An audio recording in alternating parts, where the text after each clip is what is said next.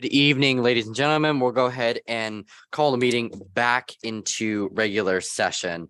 Ms. Mayfield, can we get a roll call? Absolutely. President Aguilar, Present. Vice President Oshinsky, Board Clerk Tate, Trustee Gonzalez, Present. Trustee Sheridan, Present. Trustee Toledo, Present. Trustee Prohl, and student board member are absent. All other board members are present. Great. Thank you very much. Reporting out on closed session action, the Board of Education took no action in closed session. And next is the Pledge of Allegiance. Trustee Gonzalez, would you lead us in the pledge tonight?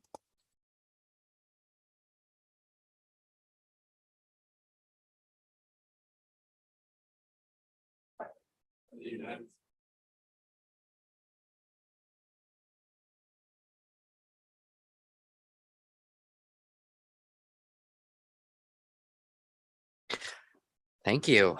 Okay, so we have a land acknowledgement. Trustee Toledo, would you please read our land acknowledgement this evening?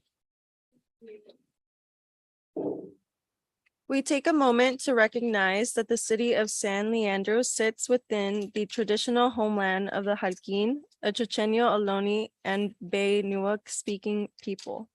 This ancient place, which is also named Halkin, has been settled, nurtured, and loved since time immemorial by the Halkin people. Because of the strength and determination of their ancestors and elders, the Halkin people continue to live and thrive in contemporary San Leandro and the surrounding area in an uninterrupted manner. We recognize their deep living presence, and we give gratitude for the opportunity to gather and live on this beautiful land. Consistent with our values of community and diversity, we acknowledge and make visible the city of San Leandro's relationship to the indigenous people of this beloved place. Thank you very much.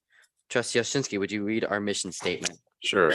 The mission of San Leandro Unified School District is to educate students to achieve academic excellence in order to become confident, collaborative, and engaged citizens in a community rich in heritage and diverse in culture, where we value our traditions and embrace innovation.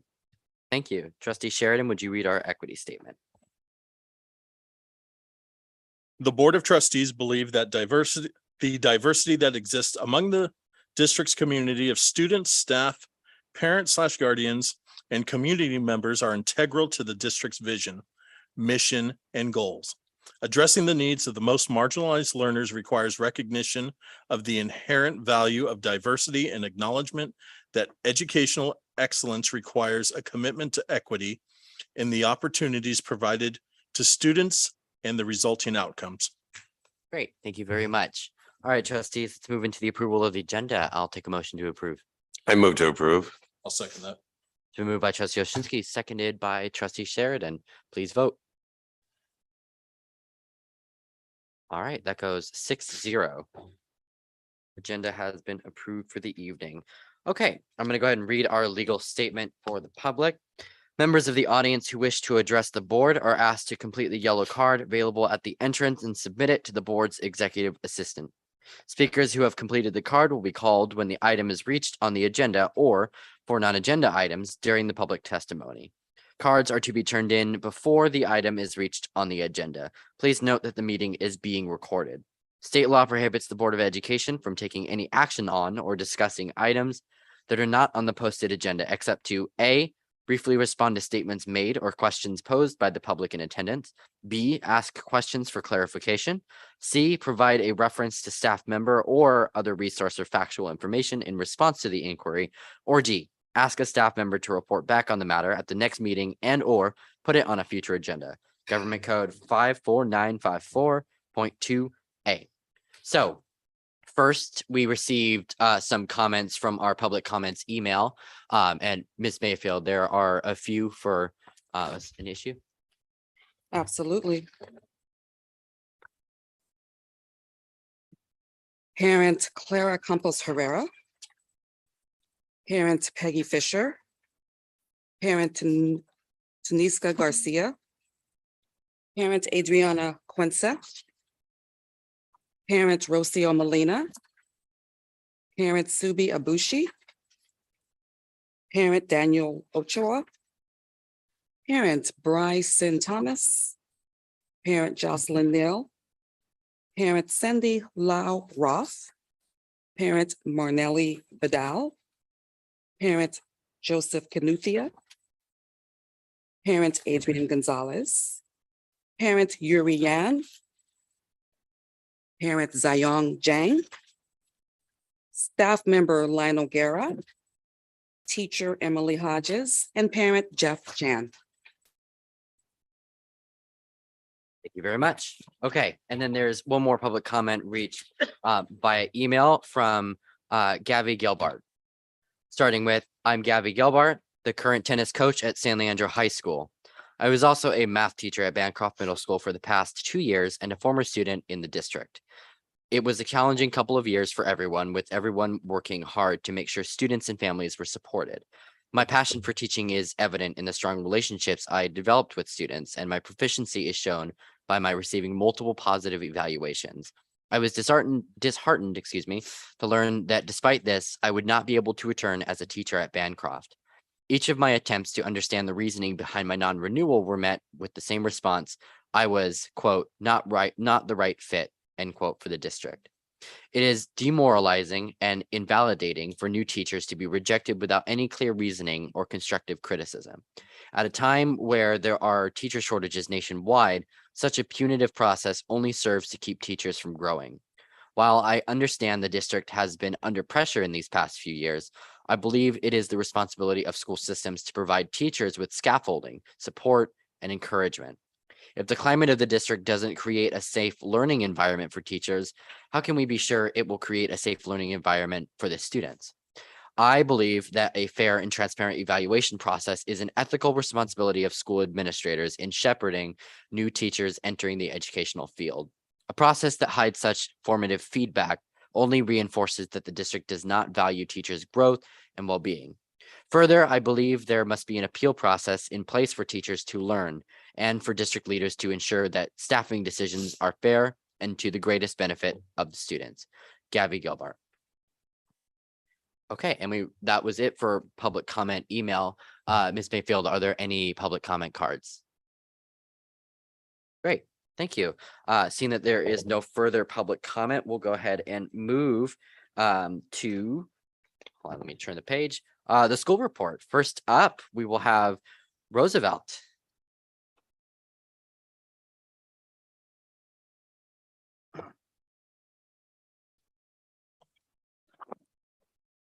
Board of Trustees, Superintendent McLaughlin, thank you for the opportunity to give the report on Roosevelt. So this year, I want to thank, all the supporters in our district, our bond manager. When we came back in the fall, we had new basketball courts, we had a new shade structure, we had new, newly painted four-square areas, pickleball courts. Everything was really nice and fresh for the kids on the first day. Some of the things that we were able to do is to change our lunch schedule, which is a big shift in our district. We went from eating first and playing second to playing first and eating second, right? So that gave our kids 15 minutes to play, get their energy out, and then transition to eating. And as a result, they had 30 minutes to eat their lunch. Things are calmer on the yard. The kids eat more. Parents comment, they used to come home with a full lunchbox. Now it's empty. So, the positive comments that we've gotten from parents, the kids, they seem a lot calmer. Our shade structure is sometimes known as the can't even think of the word right now. Sorry. Well, let me move on. So the other thing I want to talk about at our school is our after-school programs. We've been able to expand quite a bit with our ELOP, the Extended Learning Opportunity Program. We have almost 100 kids enrolled in that program who stay after school from kindergarten through 5th grade. It's nice to see our campus, being utilized by our students after school. In addition to that program, Davis Street has reopened on our campus. And they have another 25 to 30 students involved in their programs. We have Sylvan tutoring after school, a couple days a week for ELA and math. We have our Dad's Club sponsors ACE programs, which are extracurricular classes. And many of our teachers participate by teaching those classes, such as badminton, leadership, Rainbow Club, Latin dance, just to name a couple. We also have Girls on the Run. I don't know if you're familiar with that program. It's a program that inspires girls to recognize their individual strengths while building a sense of connection in a team setting. So they do workshops after school and then they run twice a week. There's about 20 kids involved in that. Well, the culminating event will be in November. There's going to be a 5K run in Golden Gate Park. So if you look it up online, you can be a supporter of Girls on the Run. The last thing I'd like to talk about is some of the things that we're doing with our staff.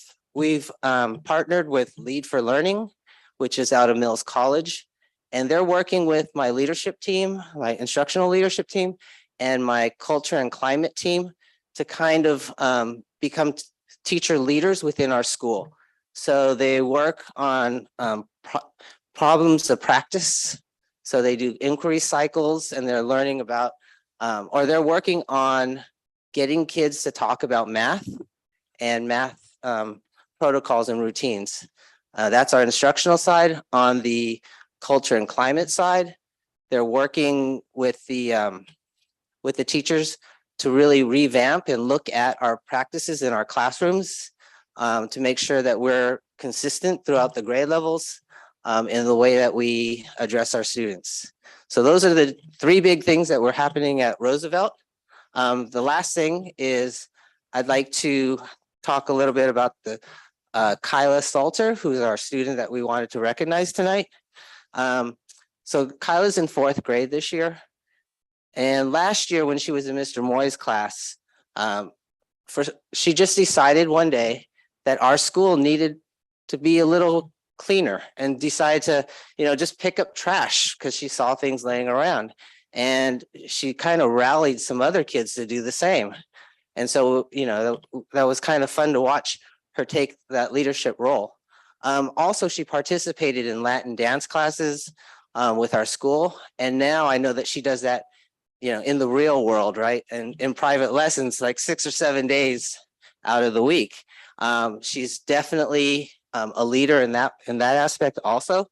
The Dance Moms program, well, that's her mom, and there she is right there. And so we know that she really enjoys that. And, she's participated in the Cherry Tree Festival, and I'm sure she'll participate in other activities here in San Leandro also. So tonight I'd like to recognize Kyla Salter.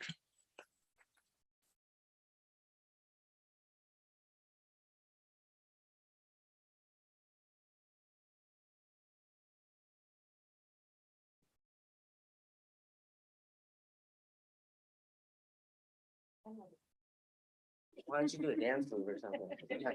Break out. Come on in. Okay, let's stand right here. Kyla, you want to stand You wanna stand forward? I here? think we can do it without it. Yeah, perfect. Leah, we got you right there. Excellent. Okay. And we're gonna camera. Yes, Come up let's for get the one. camera. Come on. All right. Come on, Mom. Come on, Mom. No dance. Gotta get the shoes. Come on up, come on up. Come on in. Okay. There we go.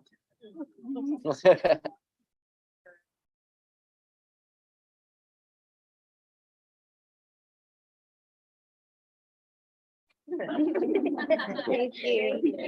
Thank you. Congratulations. Good job.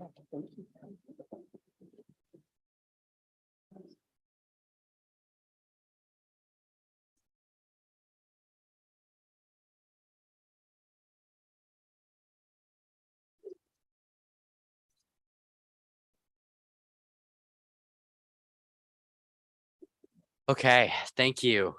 Next up would be Washington Elementary School.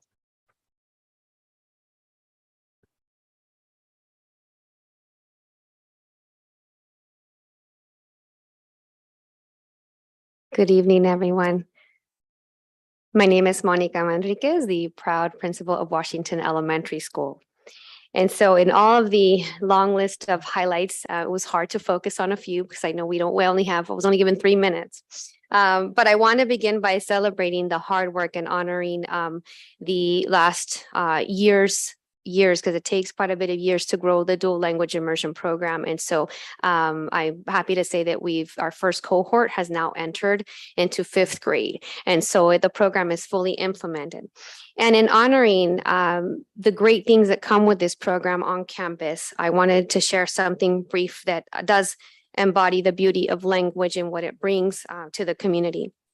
It's a quick post by Alma Flor Ada, bilingüe. Porque hablo español, puedo oír los cuentos de mi abuelita y decir familia, madre, amor. Porque hablo inglés, puedo aprender de mi maestra y decir I love school. Porque soy bilingüe, puedo leer libros y books, tengo amigos y friends, disfruto canciones y songs, juegos y games, y me divierto el doble. Y algún día, porque sé hablar 2 idiomas, podré hacer el doble de cosas, ayudar al doble de personas y hacer lo que haga el doble de bien. This is by Alma Flor Ara, but quickly translated, it just honors what being bilingual means for a lot of our students in our community and why they come to Washington. And I will highlight also our special student, Joanne, and how she embodies this as well.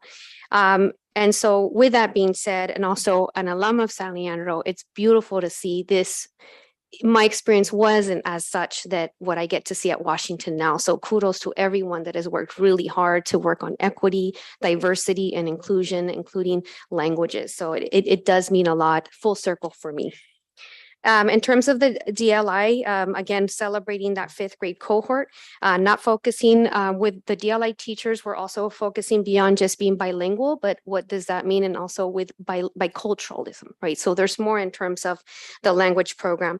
And so we are trying hard to work on involving our parents as well with a new celebration coming soon in April, Dia del Niño, which is a celebration from Latin America. So we're really trying to go beyond just the language component, but also the cultural piece and including all.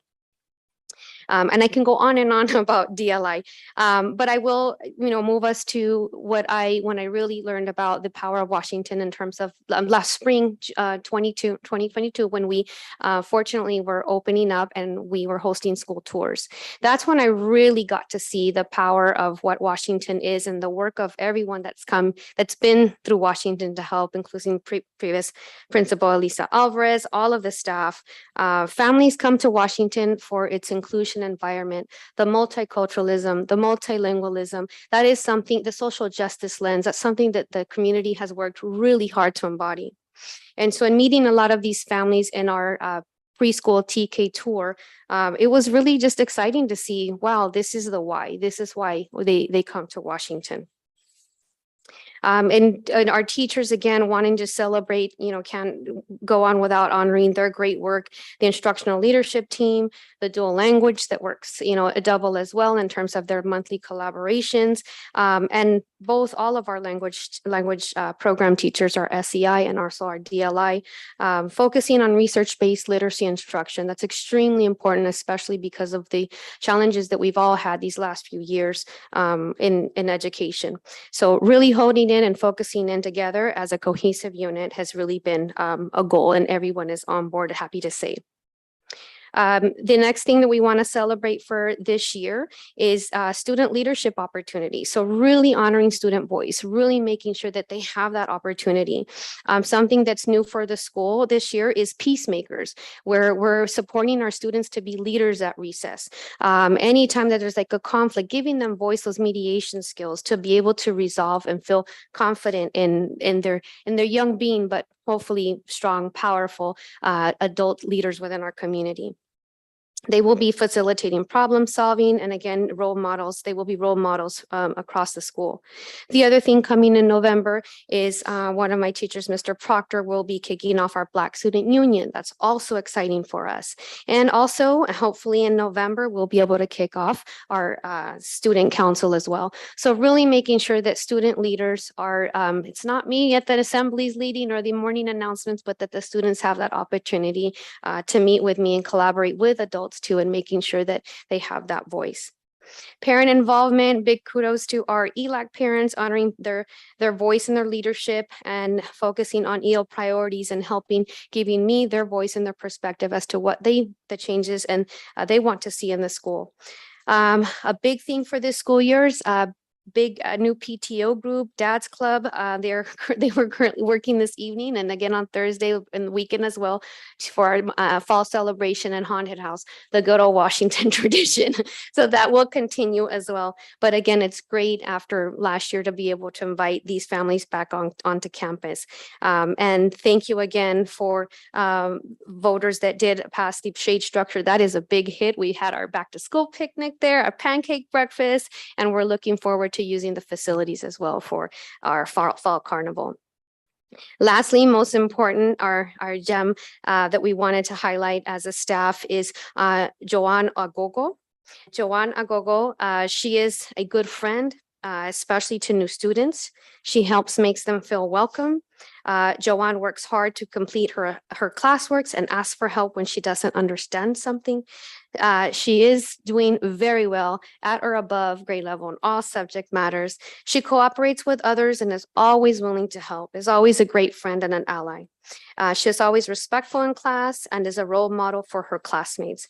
Joanna Gogo also embodies, she is in language learner in EL. However, she is not in her DLI, but I want to highlight how important just having her as a language learner, and we want to be able to honor her, prepare her for leadership as well, and have her when she graduates receive that biliteracy award because she does speak another language, may not be Spanish, but like I said, at Washington, we want to honor all of our language learners and programs and students. So Joanne, you want to?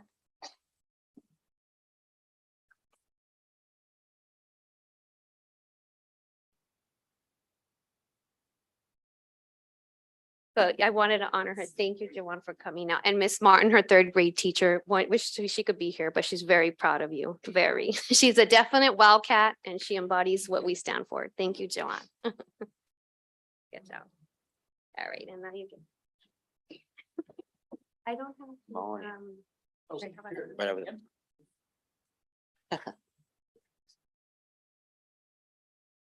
Ooh.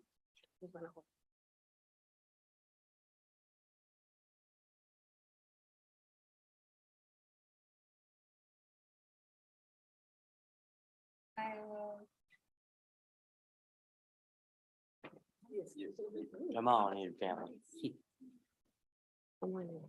Here, mommy, give her some mommy back.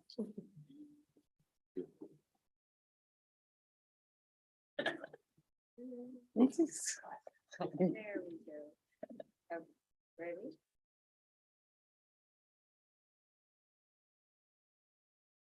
Thank you. Thank you.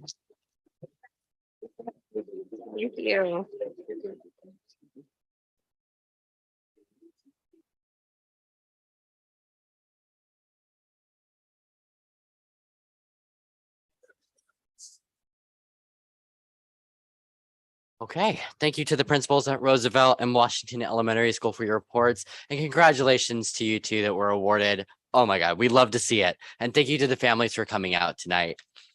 Okay, what's next is a presentation of the San Leandro Unified School District's English Learner Master Plan.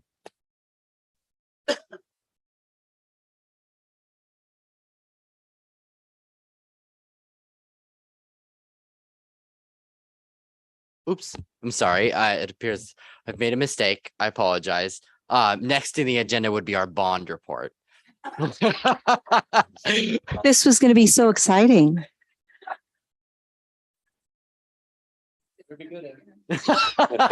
Really? I got some tough acts to follow. Well, good evening, trustees and Dr. McLaughlin. let's go ahead and take it back one. Let's see if I've got control. Here we go. This is not the right one.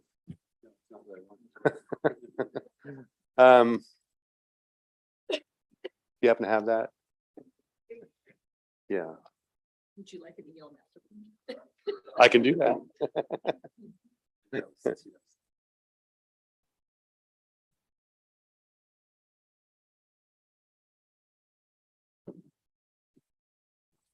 Should be a 10. Yeah. There we go.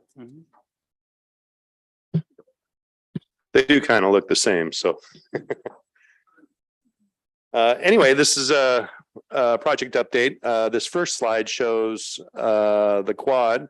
I've got it listed in my timeline as being complete, but we are working also on getting some shade structures. But also wanted to show this photo that it shows that the children are using it and getting, you know, use out of it. Whereas that was almost a barren wasteland before, and they're actually looks like they're enjoying it. So I've added to our current project and timeline at the bottom there, you'll see Bancroft Quad landscaping, which wasn't on there before.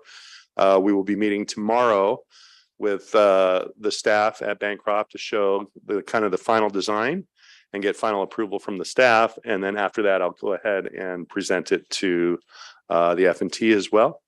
But timeline's the only thing one of the things I did move up a little bit was the San Leandro High School gym. I think we predicted it would be completed in summer. But because of the late start that we didn't anticipate due to the driveway and DSA requirement of that, I pushed it off to the fall. We're still going to shoot for summer, but I wanted to make sure we left us a little cushion there. Mirror modulars, as you can see here now, we've got paint. The building is almost complete. They're working on the interior now. The drywall's up. A lot of the roughing is done. A lot of the HVAC is done, with the exception of the condenser units out back. And that's, you'll see right there in this photo, that's where they're all going to be lined up there at the backside of this new building. And here is Bancroft entry. I wanted to show this because the last photo I showed you did not have any plantings. And so you can see now that we've started planting the trees, and that photo was actually taken today. So they're going to be working on getting the rest of the plantings done. They want to get the trees done first, and then they'll progressively work on that. I also found out just tonight, as a matter of fact, that one of the neighbors of Bancroft, they were out there on Saturday doing a mock-up of what the sign's going to be up front, and got some good compliments already. So we're looking forward to that. And Lincoln High School, there's a lot of progress, although it doesn't look like it. There's a lot of stuff going on there. Much of the dirt work is done. They've got the infrastructure in. A lot of the sanitary waste lines are in, and they'll be working on running the electrical lines and the water as well very shortly. But yeah, definitely moving right along on that one. And then finally, I wanted to talk a little bit about the high school gym. As you can see tonight, you'll be voting on whether to accept the gross maximum price for a contract that we have with Ovra Construction. And just wanted to highlight this one a little bit and just mention that this is going to be a state-of-the-art facility where we'll have state-of-the-art training rooms, state-of-the-art exercise equipment. I think last month you went ahead and improved that purchase of that equipment. All of it's top of the line. So we're working hard now. As a matter of fact, yesterday, and I think I mentioned this in the F&T, that we got some value engineering recommendations back from the contractors. And we went through a lot of those, and just so that everybody's mind is at ease, we did not touch anything that was cosmetic. We wanted to make sure that all that stuff remains in place, but we did beat up some of the other stuff that we felt there's other methods we could use to do it a little bit more reasonably. And so we've been working hard on that. And then lastly, this is the electronic fence at between Halkeen and Muir going in. It's not quite complete.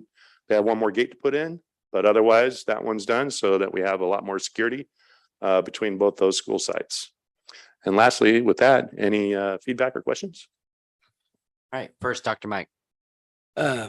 Nicely done, Mr. Kerrigan. I do want to retract some of my comments a couple months ago that I want to say those Spanish benches are appropriate for that quad.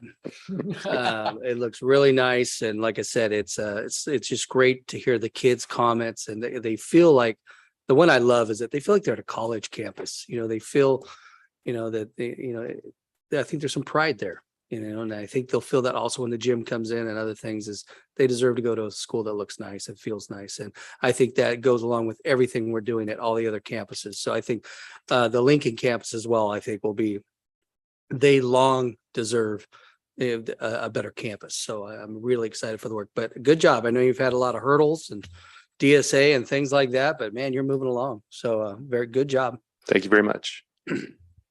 Okay, Trustee Tate. Thank you so much for the presentation and the pictures. We don't always, or at least I don't always make comments, but I do appreciate the updates each time we have a board meeting to see how progress is being made. And I do think it really does impact student achievement when students see the environment. So I kudos to you and your team and all of us that make decisions on behalf of our students. So thank you. Thank you very much. Trustee Oshinsky. Yeah, thank you for your presentation. Have driven by Bancroft a couple of times in the last week, and yesterday specifically, the front looks little changes, but great changes. It looks so different.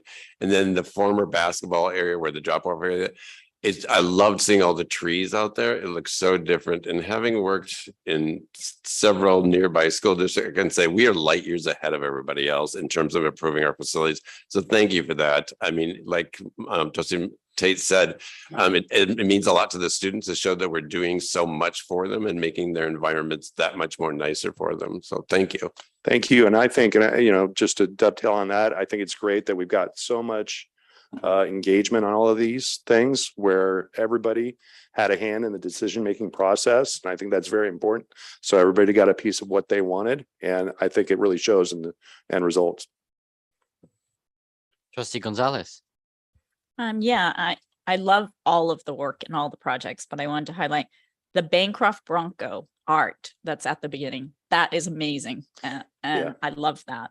And then the gym, my kids no longer go to the high school, but when they were there, they were 3 sport athletes, and having the old gym versus the new gym, they're super excited, and they're not even going to be playing there. And well, maybe their kids will one day. So thank you. Maybe my grandkids will be, who knows, but thank you so much. I think it really shows to our community that we value our students, and oftentimes schools don't think about how the facilities impact students, but we're saying as a community, we care, and we want you to have really good looking spaces that you go to. So thank you. And thank you for all the work you've done on these projects.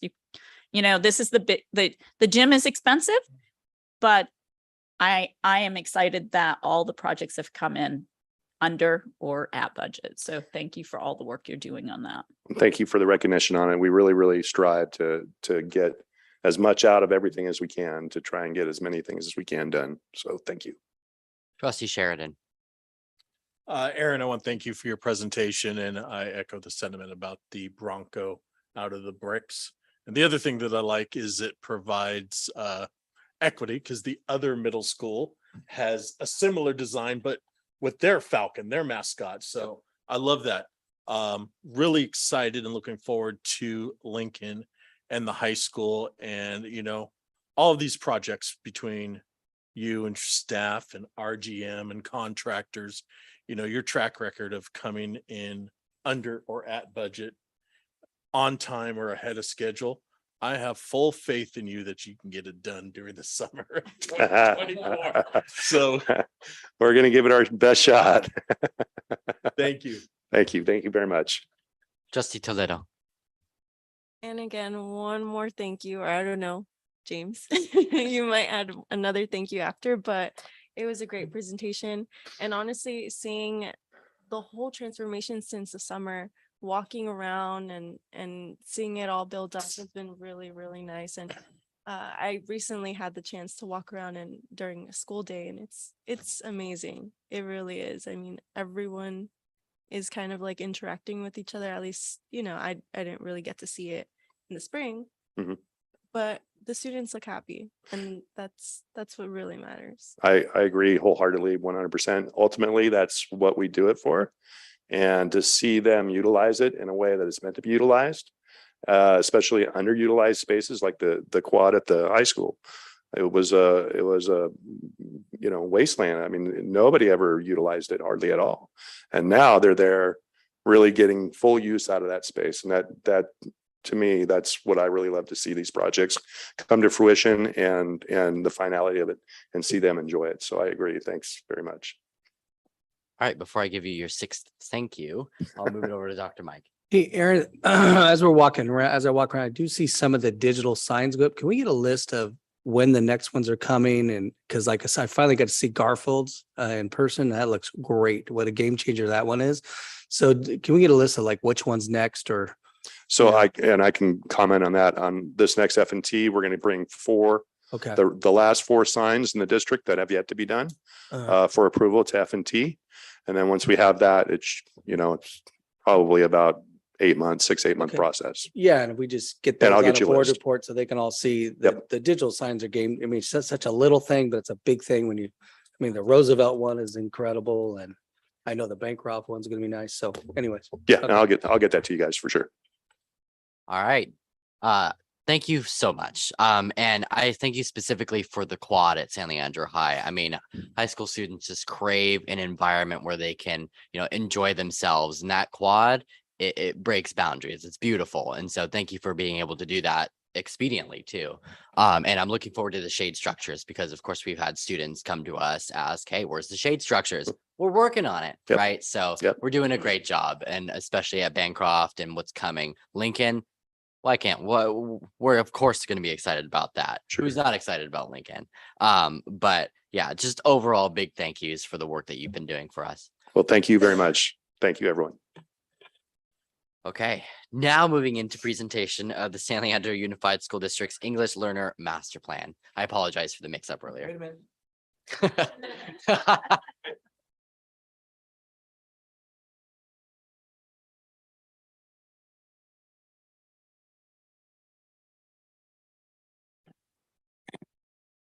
All right. Good evening, trustees, Dr. McLaughlin. Thank you for providing the time for me tonight to present the newly revised English Learner Master Plan.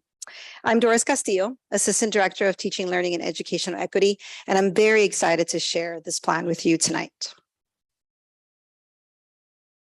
So the EL Master Plan can often be seen as a compliant-based document, but here at SLUSD, we want it to be a resource that can be used widely and frequently by our staff and our community. The draft plan has already been shared with you previously, and so today I want to highlight some features and some updates. I'll present to you the purpose of the plan, the process the team went through, and when revising and editing, and the different parts included in the structure of the plan. The purpose of our plan is to outline equitable opportunities and positive outcomes for all of our multilingual students, regardless of their English proficiency. This plan is written to provide guidance and direction for all staff and educational partners that clearly articulate our programs and services for our English learners. The purpose of the plan is written so that all of our stakeholders can clearly understand the programs and what the services are that we are trying to provide them throughout the district. What does the plan include? So the plan includes district policies and procedures and practices that align with the California policy and research. It builds a shared understanding of EL programs and services and supports, and will provide user-friendly EL information for all of our educational partners. The process. You're probably wondering, what process did we go through? So a few things have changed since we last wrote the plan in 2014. The process included using the California English Learner Roadmap, which is a visionary policy that was developed in 2017 through the California Department of Education. We aligned this to our new plan. One of the key things that we needed to align as well was the internal student achievement goals, which are rooted in our current strategic plan and our graduate profile. After the passing of Prop 58 in 2016, it opened opportunities for California to further endorse multilingualism for all our students. SLUSD has been able to grow the pathways to the state seal of biliteracy and our dual language programs, which will be seen in our EL master plan. You might be wondering how we developed the plan and what our timeline was. So let me share that with you now. We held 2 team teacher working work groups. We started in the spring of 2021. This group was made of elementary and high school staff. They engaged in initial edits and comments, suggestions, and questions of the plan. The second working group launched in the fall of 2021. This group also had a series of staff across the district in different grade levels and departments.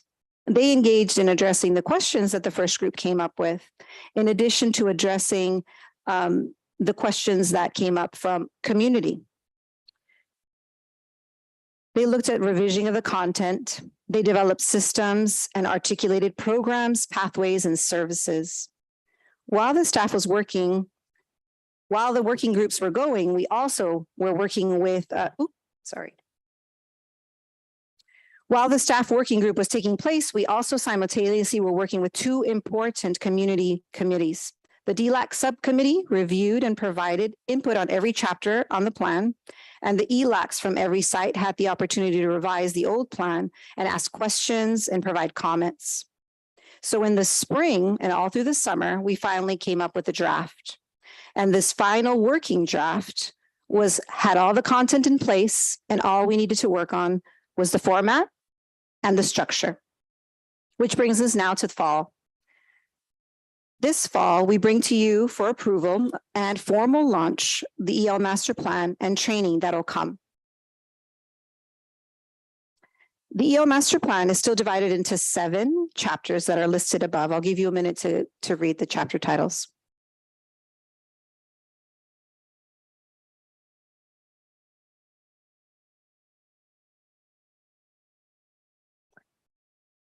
We're not going to explode, are we?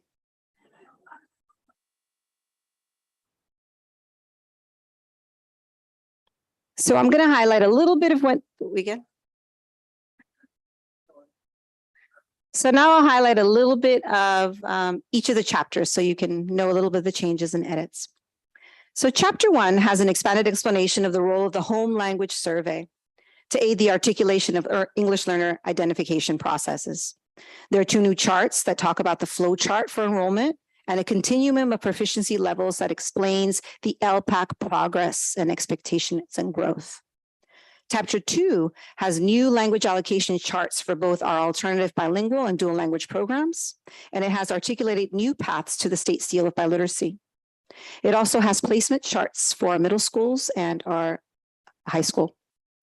Chapter 4 offers a fresh look on reclassification criteria charts and processes.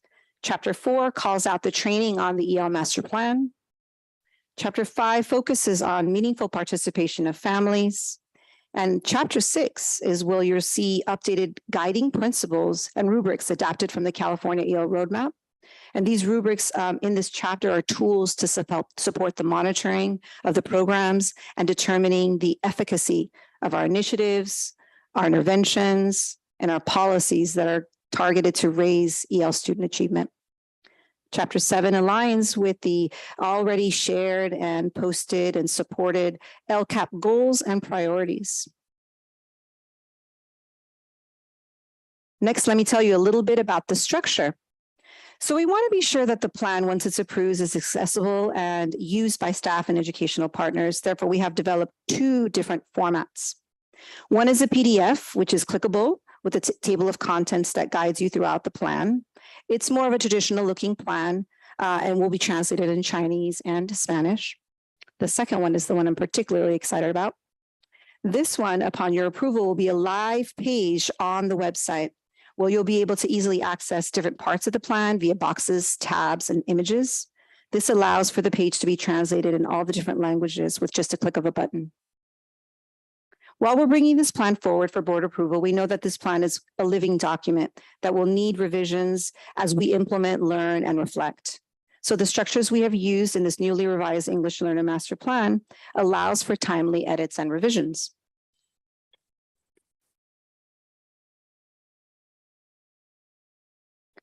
The key to providing equitable opportunities for English learners is to have a clear plan that is understood and implemented by all the layers of our organization. So to ensure this implementation, we will provide professional development on this plan for teachers and support staff. We'll work with district level departments to understand the components that affect their work. And we'll provide opportunities and continuous feedback in order to inform timely revisions as needed. The EL Master Plan should be used as a practical guide for all staff to ensure consistent, coherent services are provided for every English learner in our district. Lastly, I just want to extend our deepest gratitude to all of our parents, our teachers, support staff, and administrators who made the revisions possible through their dedication in all the workspaces. So this concludes my presentation. I appreciate your time and your attention. I can take any questions or comments at this time. Thank you very much. Starting off with Trustee Sheridan. Hi, I want to thank you for your presentation tonight. I do have a question regarding the translation of the EL plans. You stated that the PDF versions are going to be translated in English, Spanish, And Chinese.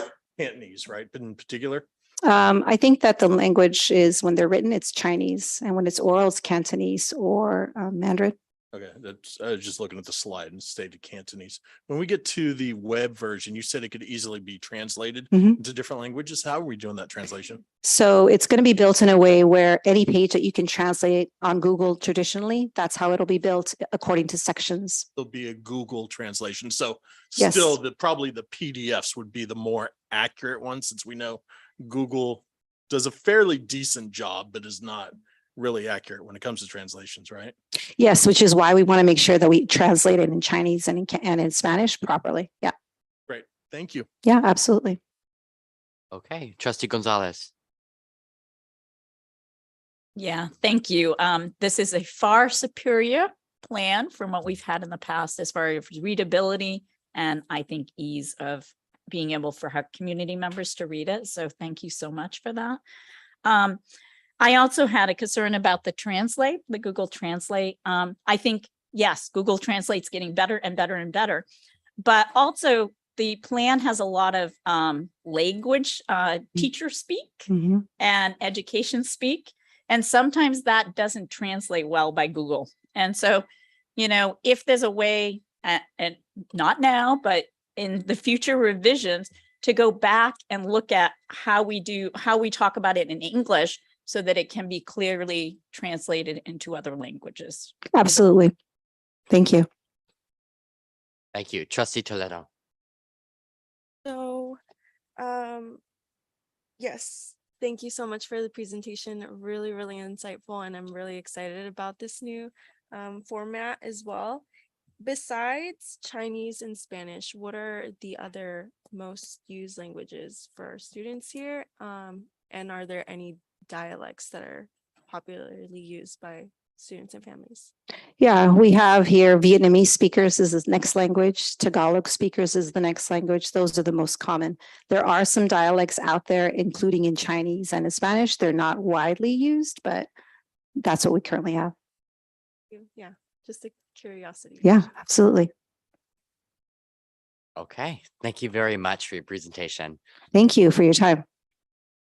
Okay, moving into presentation on the California Assessment of Student Performance, the CASP, and English Language Proficiency Assessment of California, LPAC, for San Leandro Unified School District.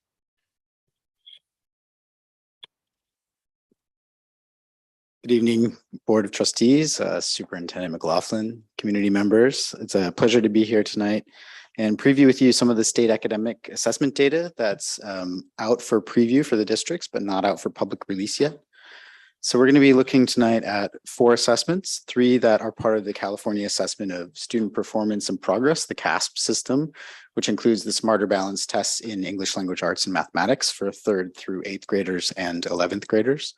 and the California Science Test, which is administered to 5th, 8th, and 12th graders here in San Leandro. The fourth assessment that we'll look at is the English Proficiency Assessment for California, just the summative assessment from 2022. So I'm going to show some of the key takeaways in a few graphs for you. So keep an eye out for these summary points in the next couple graphs. This first graph shows the Smarter Balance Assessment in ELA, percent met or exceeded standards. So there's 4 levels of proficiency, and this is showing the top 2 levels where they're meeting standards or above, as will most of the rest of the slides. And in this slide, you can see that our students on average are about 38% meeting the standard, with a slight increase from the 2019 pre-pandemic levels, the last time this was administered, to the 2022 levels for students with reported disabilities and English learners here. That's an increase in meeting or exceeding, and a slight decrease for most students, which I anticipate will be in line with what we'll see from other districts after the release of public data. So the largest decrease that was experienced on the ELA test was for African American or Black students in San Leandro, with American Indian and Alaskan natives having a small increase as well. And the fluctuations for small groups like this can be more profound when you look at summaries because they're very small subgroups. And across the grade levels, we see pretty consistent scores for this particular assessment, with the biggest change for 8th graders, as you can see from 2019 to 2022. And turning now to math, we have an average of about 25% of our students scoring in meeting standards and above. It's quite a bit lower than the ELA percentage. And similar patterns for subgroup achievement that the state subgroups that are listed here. We have one thing to point out when we look at the race and ethnic identity is that there's a little bit larger discrepancy between the groups than in the English language arts results. And then finally, an interesting trend in math is that the scores tend to decrease as we go up in grade level. So turning to science, this is the newest test. I believe the second time it's been administered as an operational test. And so the scores here are a little bit lower than math and ELA in San Leandro. About 24% of the students are falling into the met and above. But unlike the other assessments, you'll see that most groups are actually showing an increase from 2019. So these are the newest standards, as well as the newest assessment. So as you can see here, we have similar patterns to mathematics, with different groups performing a little bit differently. The largest discrepancy would be from Asian students with 45% in the meeting standard and above, down to the Pacific Islander Native Hawaiian subgroup of students that's around 6% in that category. And as a grade band, you can see fairly clearly that our highest performing grade band is the high school students in 12th grade. And you just got to hear about our master plan, so I'll turn quickly to the summative LPAC, where about 18% of all of our English learners are earning a 4 on this assessment. I changed the presentation to be just 4, which is the highest level of achievement on the LPAC, because that's the gatekeeping score for a reclassification as fluent in English. And here you can see across years in program here with us in San Leandro, the number of students scoring 4 drastically goes up until we get into those long-term English learner population, the 6 years or plus in the district, where we do see a decrease. So as I mentioned, about 18% of all ELs are earning 4s. We have a peak around 5th grade, where last year we had nearly 30% of our 5th graders scoring a 4. And again, similar to science, most grade levels, as you can see in that slide and this one, have increased slightly in terms of the number of students scoring 4s. So as a district, I think our next steps are really to go back and compare these results to our internal data sources, the assessments that classroom teachers are giving every day, and to start analyzing within these tests for specific lessons that we might share out with educational services and the site leaders and teachers. And then once public data is released, we can publish this information up to our district dashboard and compare to some local districts and the state levels and county levels as well. So with that, I open up for any questions. Thank you very much. Okay, thank you, Dr. Reinhardt. Trustee Tate. Information was very helpful. What I'd like to know is for the groups that are scoring below standards, what type of interventions are we considering for different ethnic groups? Thank you for your question, Trustee Tate. That's a great question that, I think my role here is to highlight those discrepancies. And then I know that in planning with Ed Services, there's a lot of great professional learning that's coming up for our teachers around universal design for instruction for all students, so that we're really looking at individual learners in classrooms and figuring out what they need so that we can best serve them to address some of those things you're concerned about. Okay, thank you. I can also answer, Trustee Tate, just in terms of you're asking specifically about what we're doing based on where we see discrepancies by race and ethnicity and certain subgroups. First and foremost, just the universal intervention plan of having intervention specialists, intervention counselors, and folks that we've contracted with where we can't get the staffing to do some of the intervention because of the shortages right now. They use the data first, right? So they're looking at the folks who are the students that are most needing support to get to proficiency or closer to proficiency.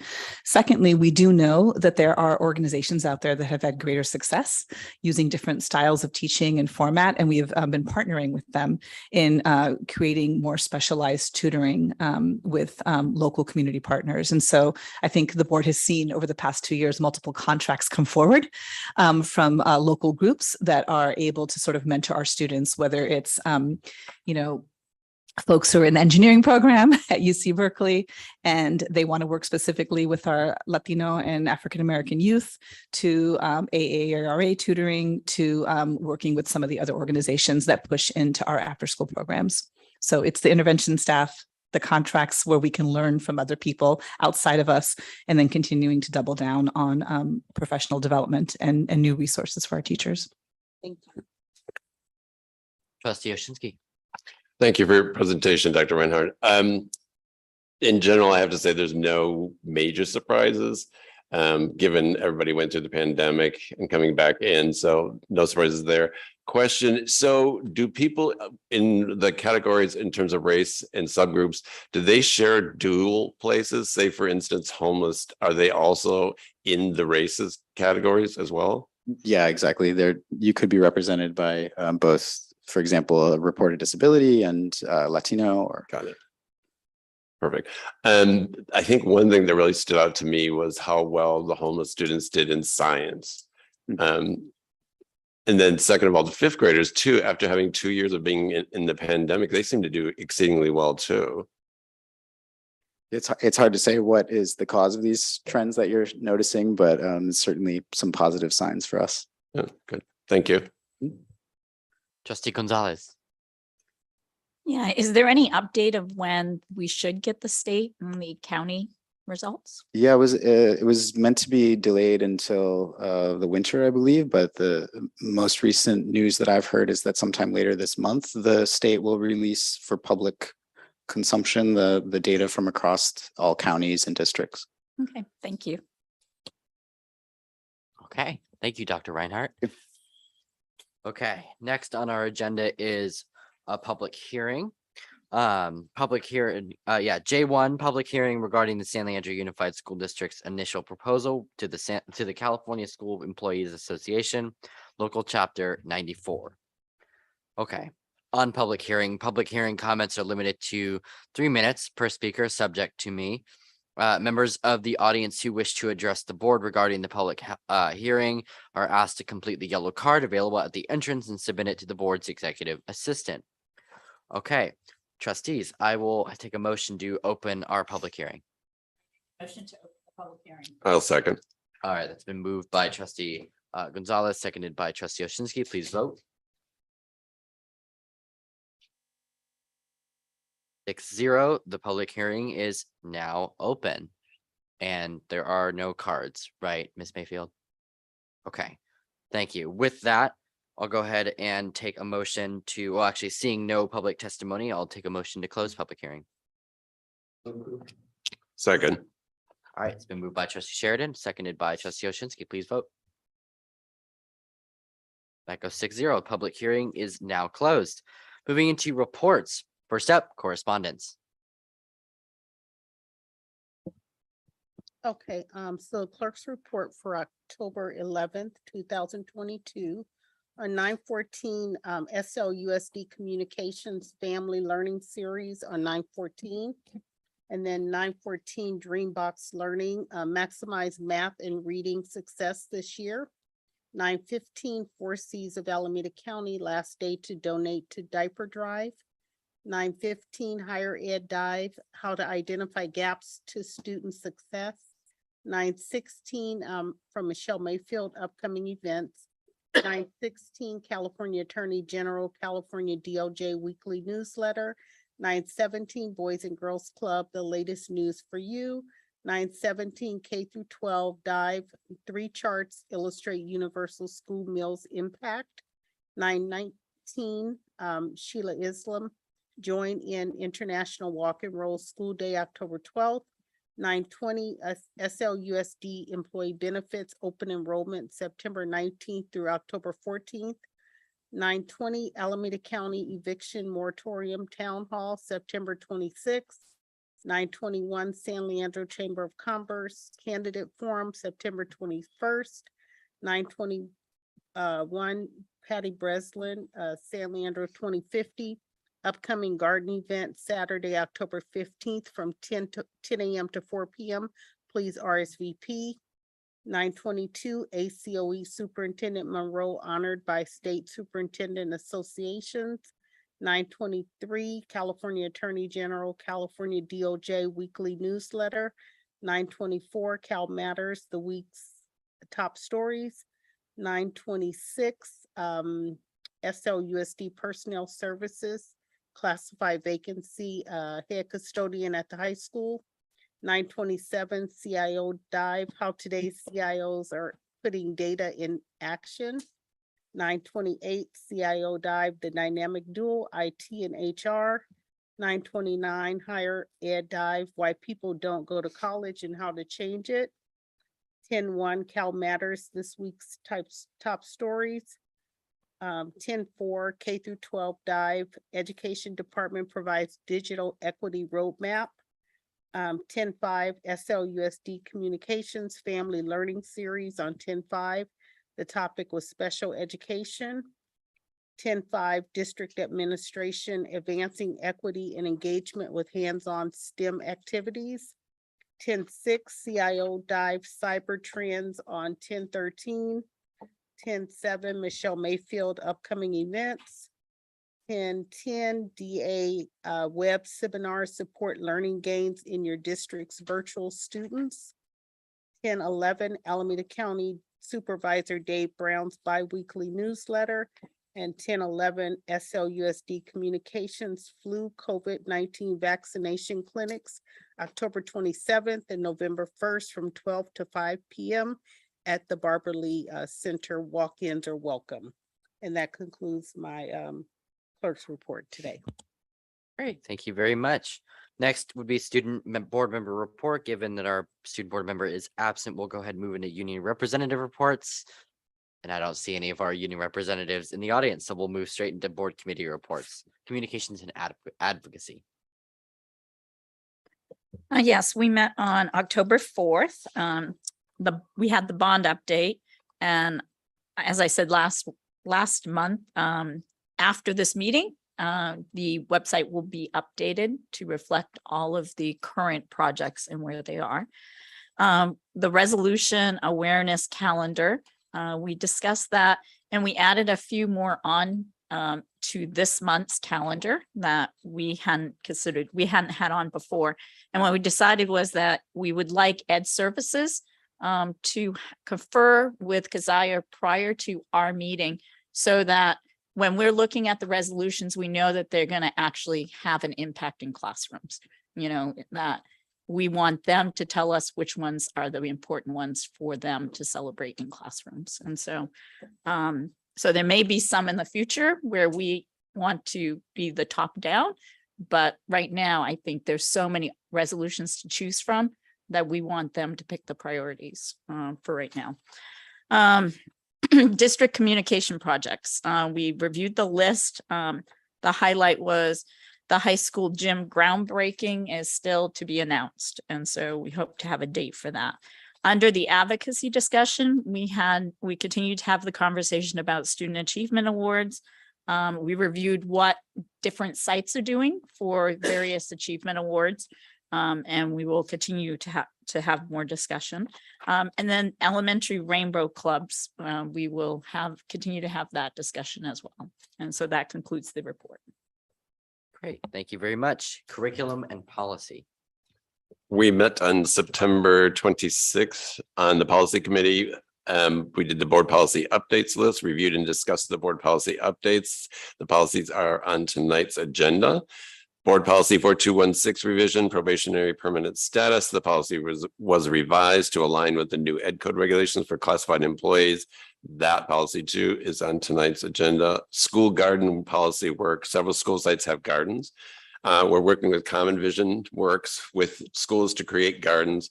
The district's working with the director of Common Vision for steps to create a policy and working on it a way that it becomes sustainable. Dr. Patel will preview the plan and report out at the next committee meeting. And future policy work, grading policy discussion, educational services staff clarified the policy with all the teachers, and they're clear on the process. We have suggested that consider bringing this to the board and or perhaps in the Friday report with a video including and explaining the grading process. And for the curriculum committee, discussion items, secondary math curriculum and materials. Celine Liu provided an informational update. They're staying with traditional pathways to focus on shifts in instruction to support students in teaching courses, reviewing instructional materials. Core pathways will be testing out materials with students from 2 programs and identify criteria that center access for the students that might need extra support. Secondly, we discussed secondary course of study revisions. Dr. Patel provided a preview of the work that educational services staff is doing. And Social Justice Academy, the staff has spoken to Erica Varay Santos about rethinking titles and coursework. That concludes my report. Thank you very much. Next up is facilities and technology. F&T met on Wednesday, October 5th. We started with a brief technology update from Larry Simon. We had a number of items in consent. Most of them were notice of completions and small projects going on around the district. We did have a couple of change orders that we discussed, and we moved on to action items, where you will see a couple of items on tonight's agenda, including the capital improvement request for Roosevelt and the maximum budget for the San Leandro High School gym. And that is it for my report. Great, thank you very much. Finance. We will meet again on December the 7th. Thank you very much. Drug, alcohol, tobacco, education date committee. Yeah, Peter's going to be busy because we're meeting December 7th too. All right, thank you very much, trustees. Next is the we've gone through a lot, so I'm gonna actually ask the board if we could take a 5-minute break. Okay, and then we'll come back and approve the consent agenda. So 5 minutes for recess.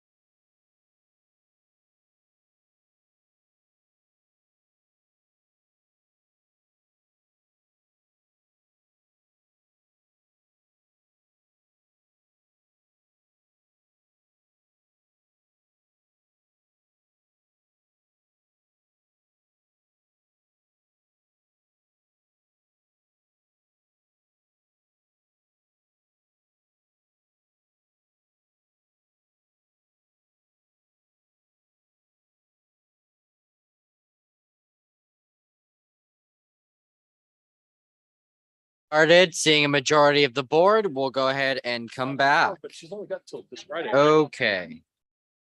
Follow.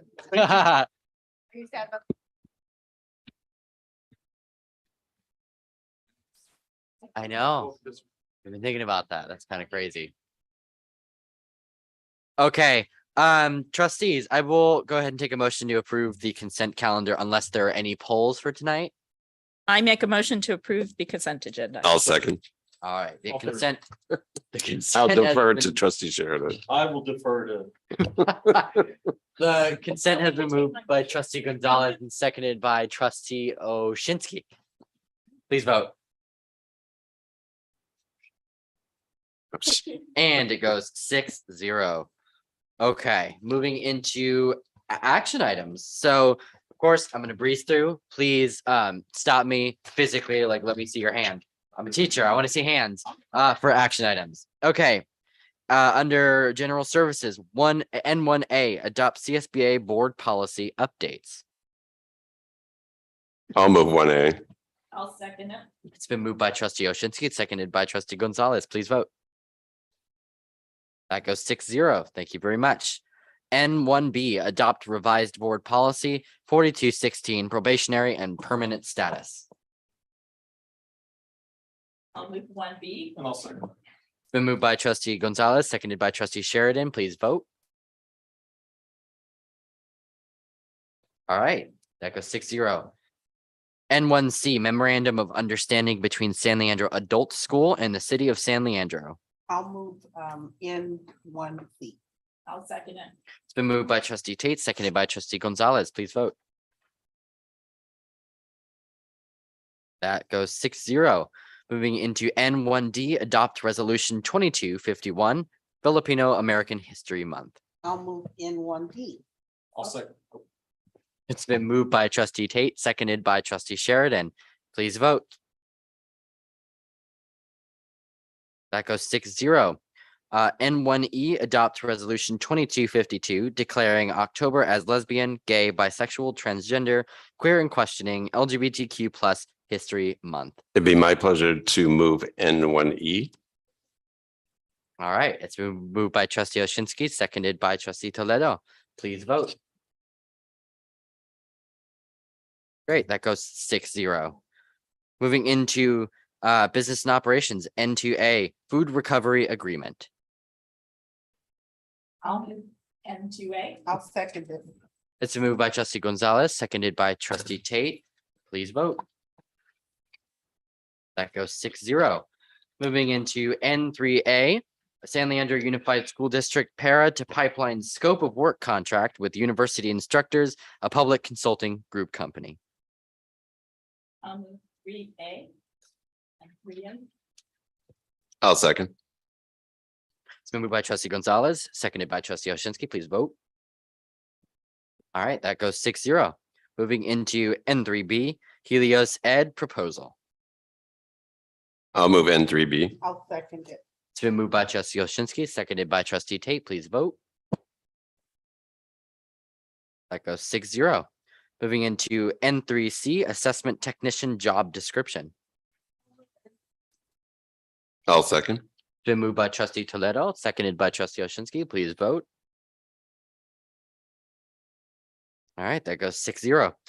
N3D, adoption of the San Leandro Unified School District's initial proposal to the California School Employees Association, local chapter 94. I'll move N3B. I'll second. It's been moved by trustee Tate, seconded by trustee Gonzalez. Please vote. All right, that goes 6-0. Moving into N3E, California School Employees Association, initial proposal to San Leandro Unified School District for 2022-2023 contract reopener negotiations. I'll move N3. I'll second. Been moved by trustee Tate, seconded by trustee Gonzalez. Please vote. Okay, that goes 6-0.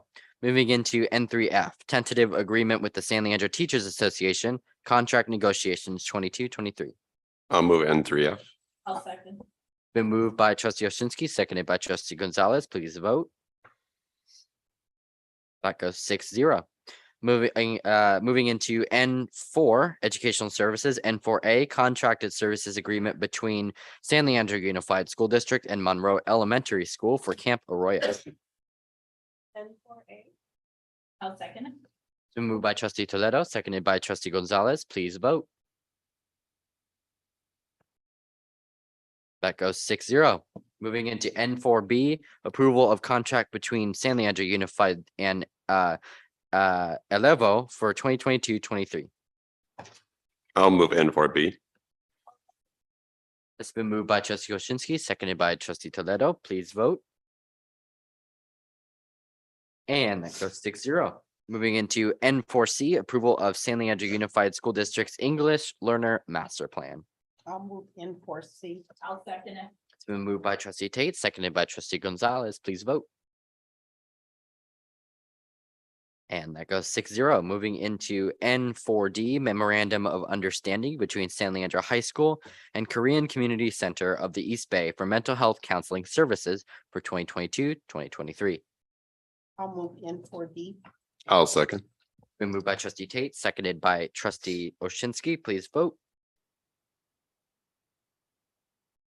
And that's 6-0. Moving into N5, Facilities and Construction. N5A, Capital Improvement Request, Garfield Elementary. I'll move N5A. I'll second it. All right, it's been moved by trustee Oshinsky, seconded by trustee Gonzalez. Trustee Sheridan? I do have a comment. I'd like to point out that I've been quiet and not hogged the other ones, and I'd like to do the next one. Thank you. Okay, so let's vote. That's 6-0. Moving into N5B, C over gross maximum price for San Leandro High School gym and new project budget. Oh, that would be my honor to do N5B. And I'll second it. All right, it's been moved by trustee Sheridan and seconded by trustee Tate. Trustees, please vote. And that gym goes 6-0. Jeez. Okay, now moving into, let's see, cabinet reports. First up, Superintendent Dr. Mike McLaughlin. I thought trustee Sheridan wanted to do my report. So that would have been great. Well, good evening, trustees. And if I fall asleep during my report, you can thank Disney World for my magical experience at the airport.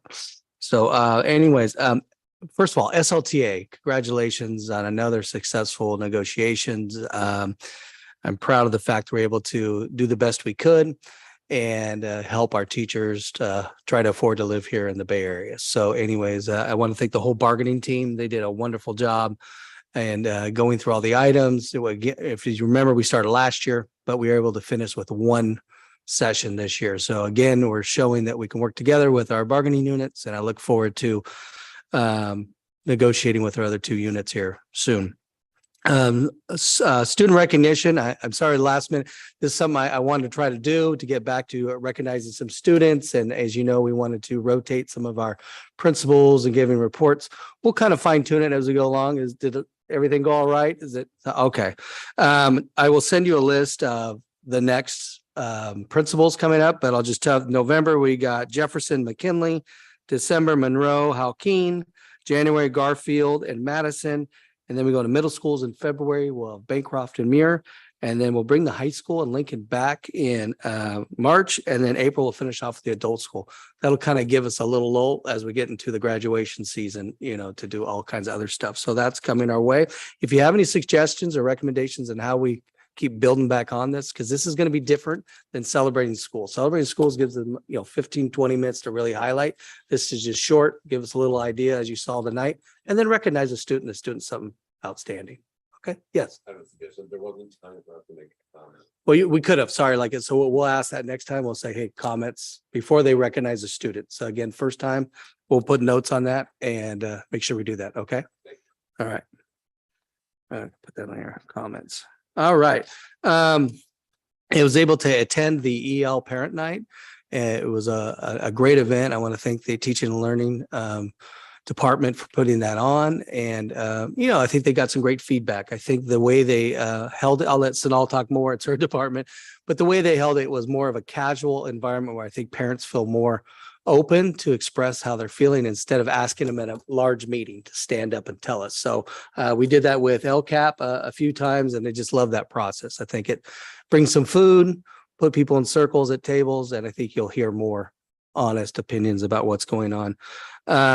Sled event, one of the great sled event. I want to thank Kate Miller and the sled board. I think they did an awesome job, putting on the event, the Boys and Girls Club for hosting at their building. What a beautiful building that is. And then I thought the highlight of the whole night was our food service department. So I want to thank Clell Hoffman and his whole team. You would not have known that came from a school food department. I thought it was fantastic. So what a great event. And it's good to see all of you there. And you're well best dressed. COVID today, I got a report from Rocky that we had a little uptick, about 21 cases.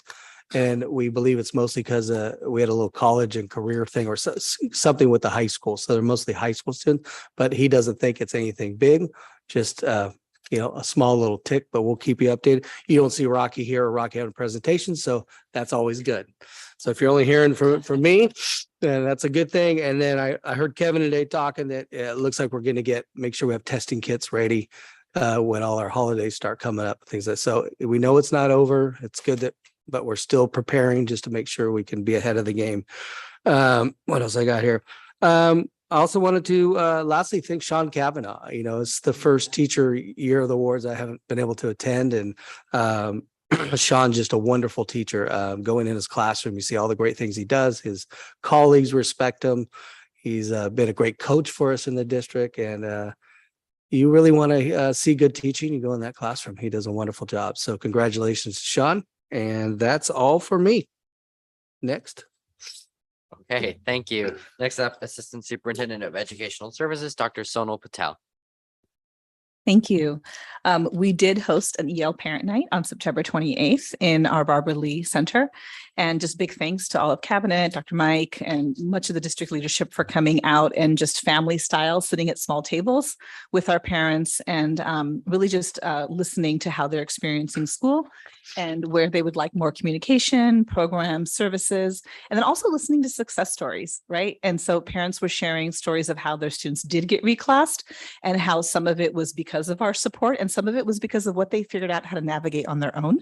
And we really learned a lot about some of the sort of the ways that parents can teach other parents. And so we rounded up about 3 parents who are willing to go to the SLHS broadcasting studio with me and make a video parent to parent on what you can do to support reclass at home in multiple languages. So we're excited about that. And they gave us great suggestions, like, for example, these fall conferences at the elementary TK to 5 level where parents come in for conferences. If you're an English learner, just giving the, general education teachers who might not be in a bilingual pathway and understand a lot about reclassification, all the information to be able to do talking points so that parents hear it in that venue. We also had an Lcap PAC, Parent Advisory Committee, just reunion. I just wanted to touch base with this group of about 40 folks who helped build the Lcap with us over the last spring. And I told them that I wanted to huddle them in the fall just to see how things were landing and going. We had 10 people join us and we spent an hour just listening to how the year is starting, how they experienced back to school night. We got valuable feedback on what was helpful, where we could make better that event for families.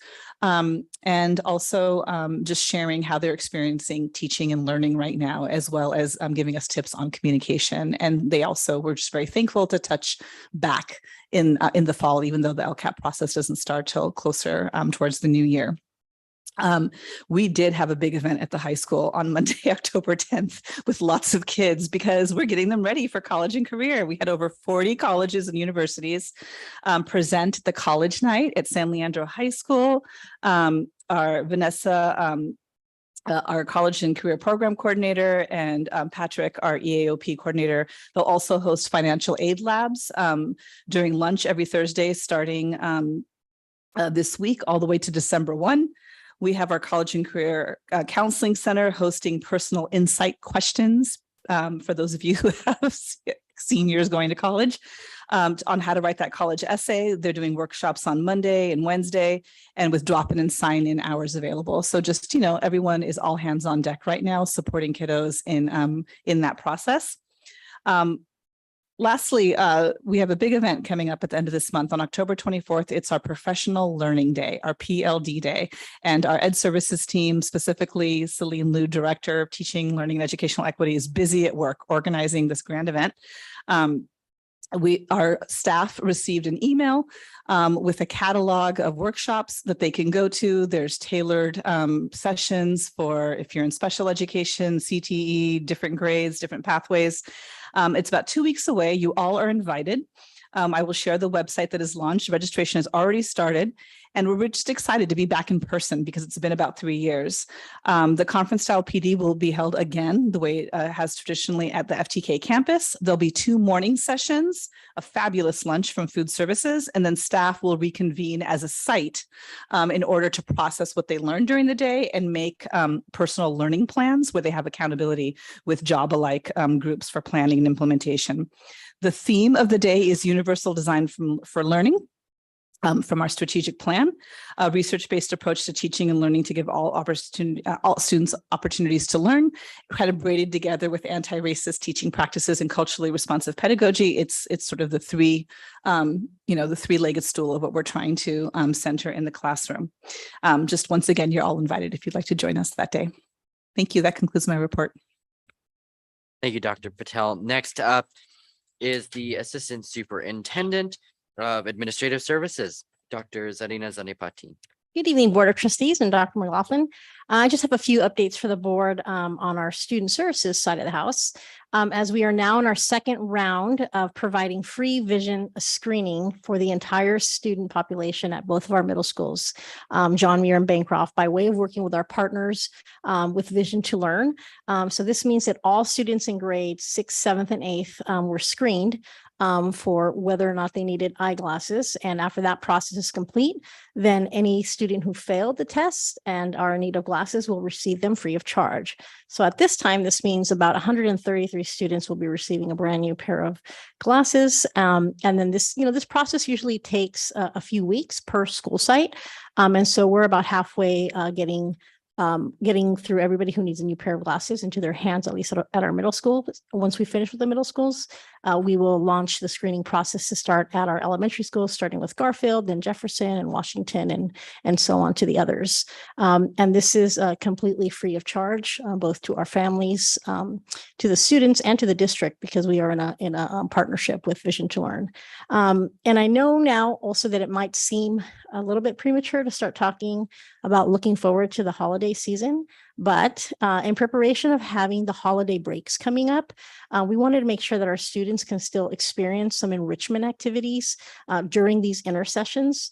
And so as part of our Extended Learning Opportunity Program, ELOP, we're going to be hosting some intersessions, enrichment programs during the weeks, starting first with our Thanksgiving break for students to participate in a day program at one of our elementary sites, so that parents will have some options to have their students participate in some of these sessions. So we hope to build off of this first one, and be able to offer an intersession program at each of our breaks throughout the school year, which would include like our winter break, our President's Week, and our spring break. So more to come and more details around that. And also, we feel pretty fortunate to continue our work with our partners at Blaze Consulting. They are the ones that help us with the Family Learning Series that is now in full swing, and it just allows parents to hear topics that are relevant to some of the things that they're interested in. We'll have the next one tomorrow evening, so you're welcome to join. And finally, just to say that we too are excited about the upcoming opportunity for all of our staff to participate in the October 24th PD conference. And that also includes some of the classified site-based staff that maybe normally don't work on that day, but they're being invited and they'll be compensated to participate in that day as well, on topics that are relevant to like their everyday world. So we can't wait to see them all there. We're happy to be back in person and get back to how we normally do these things. So that concludes my report. Thank you. Great, thank you very much. Moving into Assistant Superintendent of Business and Operations, Dr. Kevin Collins. Just a very brief report tonight with the approval of the contract agreement with the San Leandro Teachers Association. Our payroll department is prepared to implement that salary increase as well as the retro pay on this upcoming October payroll. So they'll see that very soon. We're excited to have this, as Dr. McLaughlin said, we're excited to have this step in the negotiations process complete. And we're looking forward to coming to quick agreements with our other employee groups as soon as possible. Great, thank you very much. Moving into the Assistant Superintendent of Information Systems, Mr. Larry Simon. Thank you.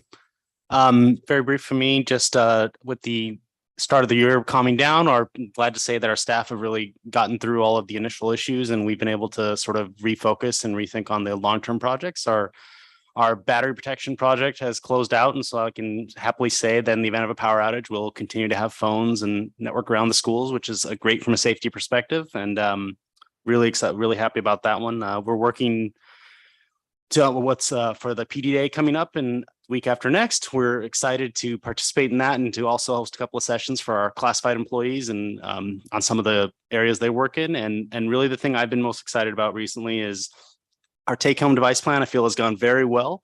We have responded to all the requests that have come in from families with over 3,000 devices going home, and the feedback has been great. Families are really happy about being able to have a Chromebook at home without having to take one back and forth. And so our mission now is just get more messaging out and make sure everybody knows that this opportunity is available for them. Thank you. Great, thank you very much. Moving into board representative reports. First up, Alameda County School Boards Association. So our meeting, as I've reported before, is October 20th via Zoom. Please register if you haven't. Our guest speaker is CSBA Dennis Myers. Thank you. Great. Next up is Eden Area Regional Occupational Program. So some updates. We had our Students of the Month, always the best part of the ROP meetings. But I'll let it pass. They were all from Hayward. We need some San Leandro kids in there. We got a preview on 2 different pathways, the education program, which let me tell you, ROP is creating the next generation of teachers and child development professionals. It's beautiful. The program is amazing. It's streamlined. And we also got a preview for the information support and services programs. Another really great pathway for certifications in the information services careers. ROP is doing awesome. So I really enjoyed listening to those previews. We approved, a draft of new ROP core values, a guiding document that Superintendent Torpy is proposing that we review at next meeting. So I'll be able to present those to you. And then another action that we took was that we cleared up reclassification request processes for classified employees among one of the policies that we've yet to finish. But we're pretty much there with finishing and revising policies at ROP. Other than that, that's my report for ROP this month. Moving on to Mid-Alameda County SELPA. So we met on September 19th. We approved a couple of meetings minutes and provided updates on our SELPAs and updates from each district director, as well as updates from the board meeting. Board members. And then I think we'll have another meeting in a few months. So that's it. Great. Thank you very much. Next up is City Disaster Preparedness Council. We have not had a meeting to date. Thank you. Great. Thank you. Okay. Under future business, trustees, are there any items for consensus tonight?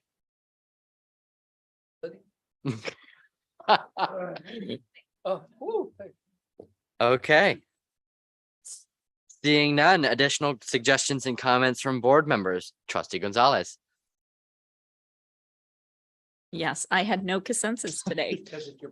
Because it's my birthday and I had nothing to put on. But I enjoyed going to the middle school open house. I did both of them, which I didn't think I could do without Zoom. But since one started a little earlier than the other, I was able to do John Muir and then go to Bancroft at the end. And it was really nice. I also went to the high school. It was nice that there were so many families at both of the middle schools and at the high school. I think they were the best attended that I've ever seen in my time here. So I feel that the energy for parents to be involved is back. And so I really appreciate that. And then it was also great to see all the work on facilities and live in action. And people were really, really happy about the work that has been done at our school sites.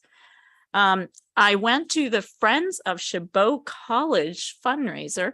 Instead of it's always on the teacher of the year. And so you have to decide one or the other. So I went to the Friends of Chabot College. And it was the first time I'd ever gone to the event, and it's not going to be my last. It was great. You hear inspirational stories from the students. They noted that Trustee Oshinsky was the first person from San Leandro that went to it. And they said, oh, he actually sat here. And I was the second trustee from San Leandro. It was a really big deal. So I would encourage you all to attend next year. That's I sat in the same place. And so they made a big deal about it. But anyways, I do strongly encourage, they were questioning why San Leandro doesn't have a bigger presence at the event, because we have so many students that go to Chabot College, and they're trying to figure out how do we create, and the president actually lives here in San Leandro, so anyways, I think there's a future partnership opportunity. And then of course the sled gala. I think this is the end of gala season. It feels like there were a lot in a row.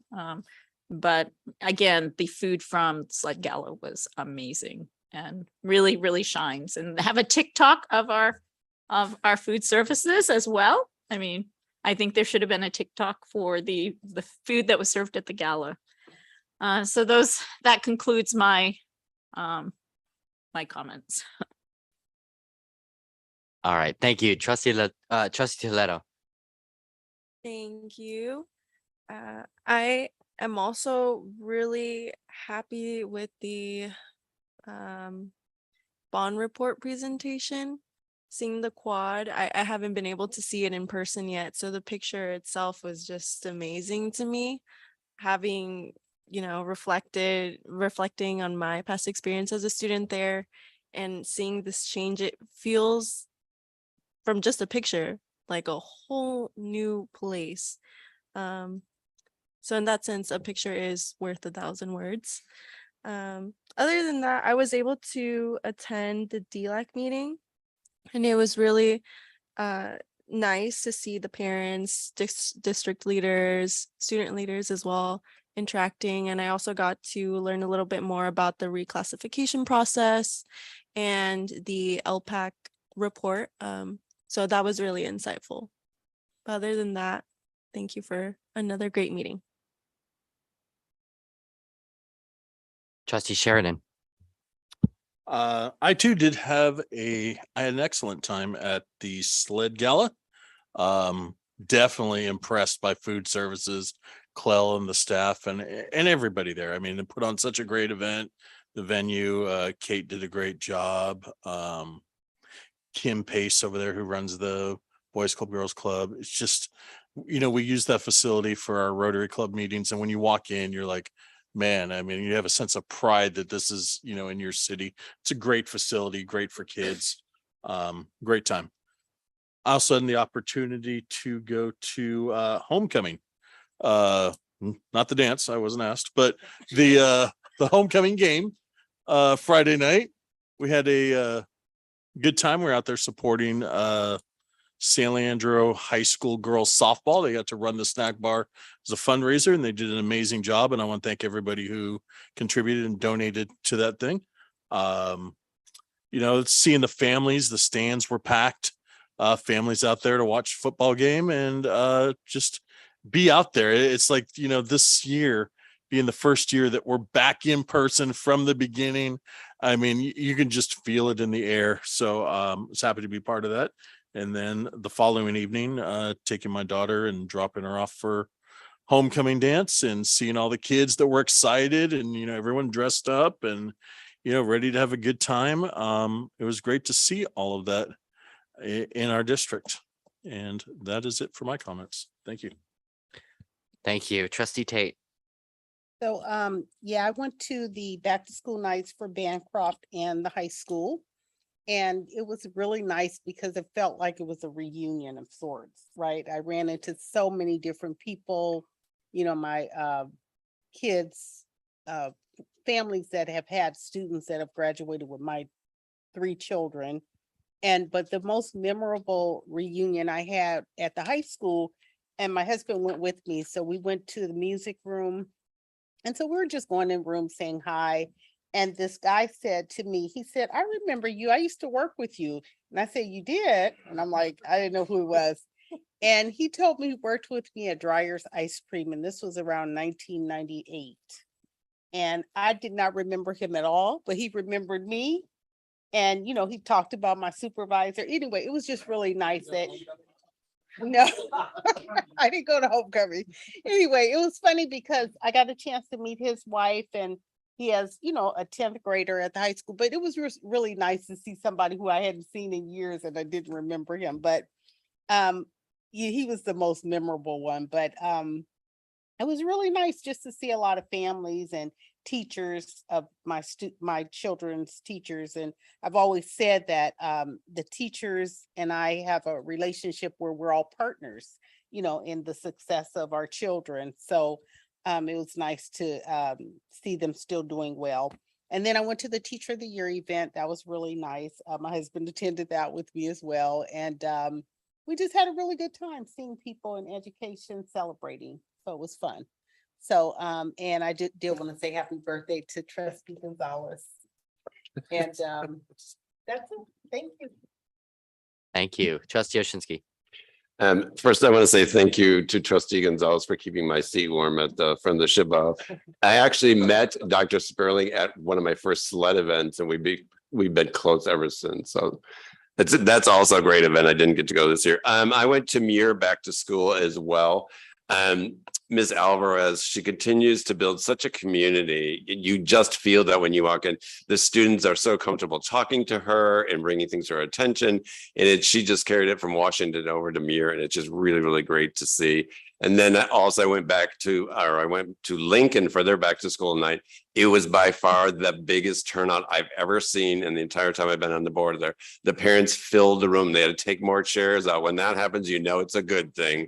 And to see the parents so involved, and you know, Mr. Seinicke's done a really great job over there. He's built a great community over there as well. They're very excited to be moving into their new facility. So I really look forward to that. Thank you. All right. That leaves me. I have a few updates. So I wasn't able to make the SLED gala, unfortunately, because I had a family medical emergency to take care of. So I had to be with my family, though I heard a lot of really great things about the gala and heard that it was overall a great night. So I hope you all had fun. As far as CSBA, I was hoping to bring back some updates from the board meeting, but they're saving the best for December. So registration is going to be open for AEC, and we're going to see each other down there. Hopefully, Trustee Prola, Trustee Tate, and I can provide those updates for you from Delegate Assembly, what's going on. It's overall a positive outlook as far as state finance goes from the perspective of a policy lens. But of course, we're all nervous, right? There's a lot in the bend. See, as far as personal news, I'm back on track with my credential. So now I'm at National University completing my credential and my master's. So hopefully by the end of next year, I'll have that in the bag and then move on to my doctorate. And then last comment, I'll be at the homecoming JV versus Arroyo game. Right? The Pirates versus the Dons. What am I going to do about that? So what I'm going to do is I'm just going to cheer on both teams. Go team. So that'll be on the 22nd, but I hope to see some of you come to support the JV team. It'll be a fun time. Other than that, just thank you and happy birthday, Trustee Gonzalez. And we'll see each other next on November the 8th, Election Day. All right. With that, that is the end of my report. Trustees, I'll go ahead and take a motion for adjournment. I move to adjourn. Let Leo do it. It's her birthday. I'm going to defer to Trustee Gonzalez. It's been moved by trustee Oshinsky and seconded by trustee Gonzalez. Please vote. Starting to reserve things to vote on. Like open table. Uh-oh, it failed. No, I'm just kidding. 6-0. Have a good evening.